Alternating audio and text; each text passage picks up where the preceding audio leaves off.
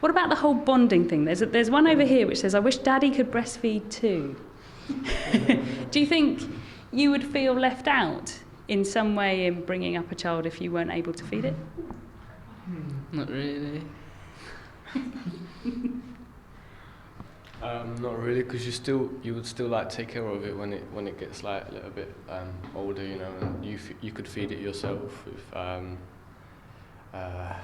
I don't know, vegetables and things like that, you know. I don't think it's a memory that the child would really want to have. Like it's teen years or whatever, so I doubt it'd be very that much.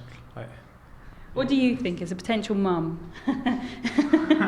What's your the role of the father going to be in your situation? Would you think that your baby would feel that it's missed out if its daddy couldn't feed it? No, I don't think so. I'd still spend time with him. So. Now, some of the postcards and posters in this exhibition do go on probably, well, I find it probably a little bit uncomfortable saying, you know, you don't love your baby as much if you bottle feed, and have that sort of message, which people would say, oh, you know, that's the breastfeeding mafia coming in and trying to force us to breastfeed when we don't want to. How do you respond to that? Because, I mean, you are, I gather, a parent as well. Absolutely. You know, you meet your baby for the first time. They are the most amazing creature, even if, you know, they're all wrinkly and covered in that white sticky stuff, you know, and how can you not love that, regardless of how you feed them? Yeah, I think with anything that is being marketed, we're looking for perhaps a shock factor, whether that's right or wrong. My personal opinion as a mother, I don't believe that's the right way to go. But as a professional, I can see why it almost makes people read and then question. And so for perhaps teenagers to pose those questions, well, why would somebody say this?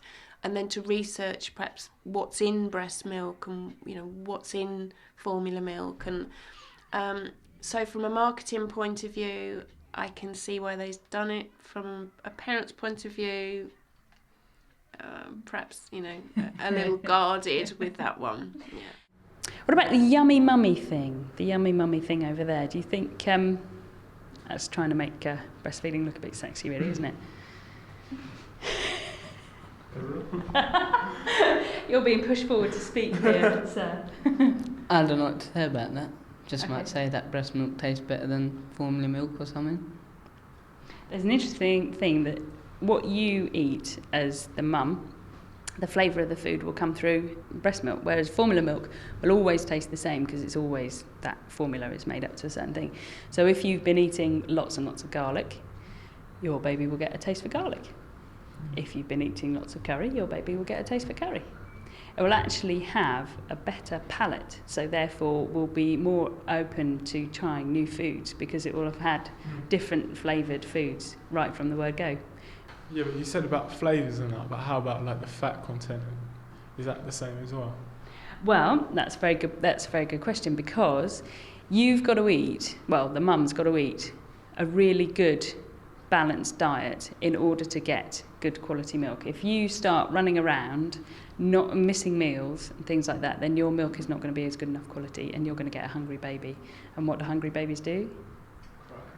Absolutely scream their heads off. And you don't want that. So basically, for the first 6 months, you've got to make sure that you're eating really decent meals, not running around too much.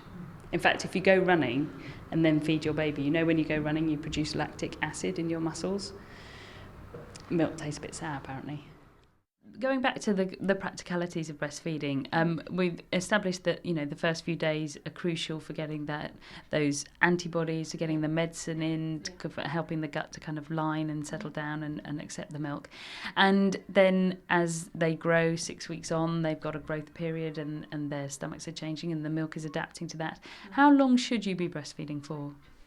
That's really, really a mother's choice. I think I have so many women that come and say, I'm going to just do the first few feeds. And I say, okay. I put absolutely no long-term pressure on a mother and a child at all.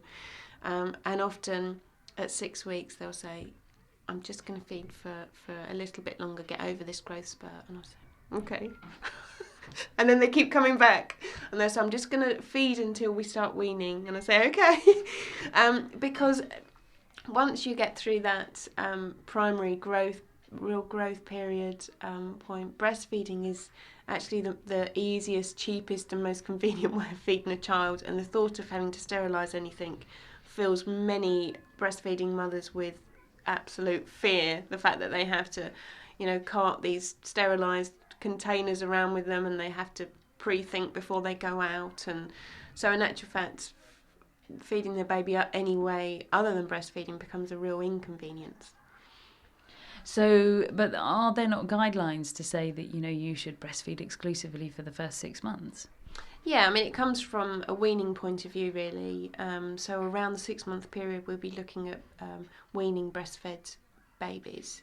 So really that's where it's not a cut-off.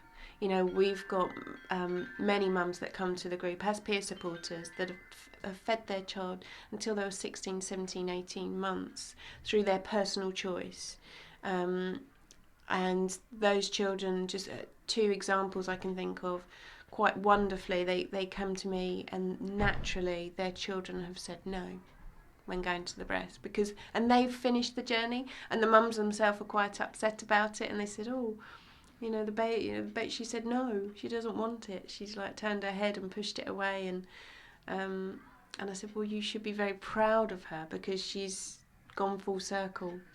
She's always let you know when she's hungry or thirsty, and now she's telling you she doesn't need it from that source anymore.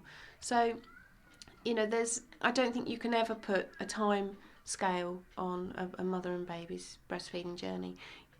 Any breast milk that a baby has is a positive thing.